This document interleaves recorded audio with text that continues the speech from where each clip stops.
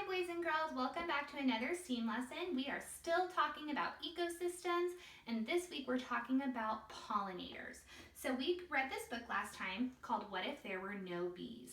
And we learned that bees are really important, not just because they are a part of the food web and animals eat them and they make honey, but they do another really important job, and that is carrying pollen from flowers to flower.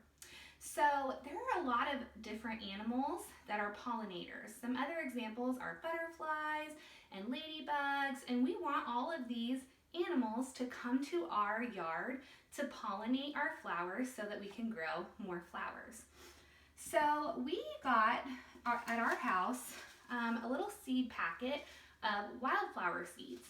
And these are really cool because they can just be scattered around. So you just scatter them around outside and then they kind of dig themselves into the soil and they grow really easily, a lot more easily than some other flowers. So we are going to plant these in our backyard and hopefully they'll grow and will attract a lot of pollinators to our yard. Did you know that most bees don't live in hives with other bees? Most bees are solitary. That means they fly around on their own. So we're going to make a project today that you can put in your yard that will give those bees or other pollinators a place to rest. We're going to make them a pollinator hotel. So what you need for this project is either a small bottle or a can. You're going to want to use something that can get rained on and it won't get ruined because it's going to be outside. So I'm going to use a can today.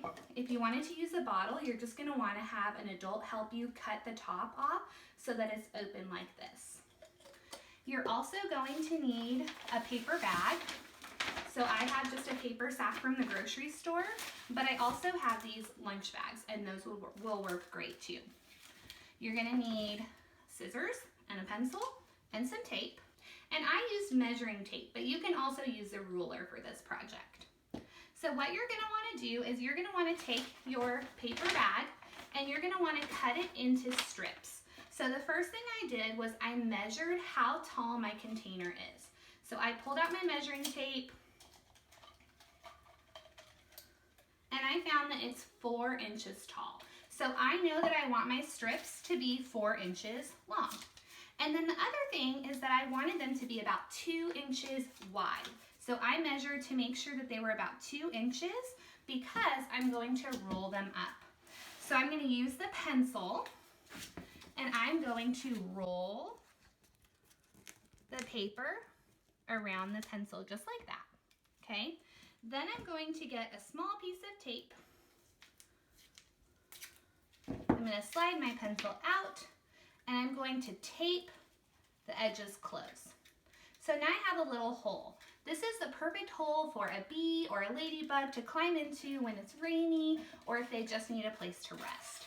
So I'm going to fill my whole container up with these rolls and then I'm going to make them, see this one is a little bit too long, so I'm going to cut it so that it's flush with the edge and I'm going to fill this all the way up. So as you can see, I finished filling in my pollinator hotel.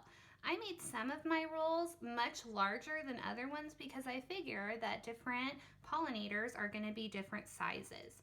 So what I did next is I tied some string around a couple of spots and now I can hang this up in my yard just like this. So I'm going to hang it close to where our wildflower garden is so that the pollinators, if they need a rest, they can see this, come take a rest, and then hopefully go and pollinate more of my plants. Your challenge this week is to make your very own pollinator hotel. You can take a picture of it and send it to your teacher and she will send it to me, and I'll see you next time.